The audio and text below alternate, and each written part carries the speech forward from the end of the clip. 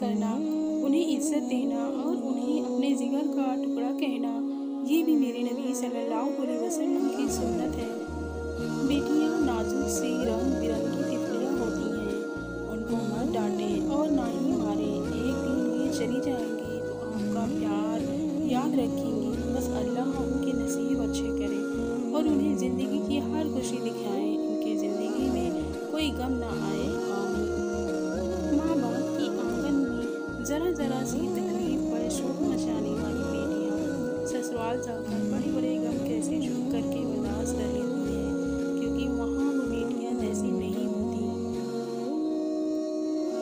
ब्याही गई बेटियों के मैके उस वक्त तक आबाद रहते हैं जब तक उनके माँ बाप हयात हों, और वरना माँ बाप का साया उठ जाने के बाद वो घर उनका मायका कम और भाइयों का घर ज़्यादा कहलाता है। जिस घर में बचपन बीता वो बाप का घर कहलाया, जिस घर में ब्याह की आई वो शौहर का घर कहलाया।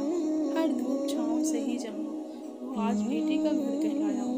सारी उम्र गुजर गई अपने उन घरों को संवारने में, आज पता चला मेरा तो कोई घर था ही नहीं।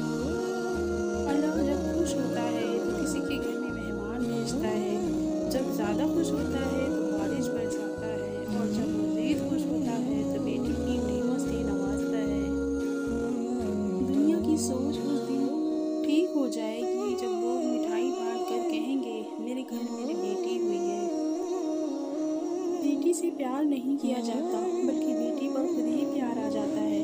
बेटी से खेलते खेलते पता ही नहीं चलता कि कब उसकी रुखसती का वक्त आ पहुंचा है। स्टोर के सामान पे कोई टूटी फूटी गुड़िया मिलती है तो ऐसे लगता है जैसे फिर से बचपन लिए बेटी भागती हुई आएगी, बाबा ये मेरी गुड़िया है।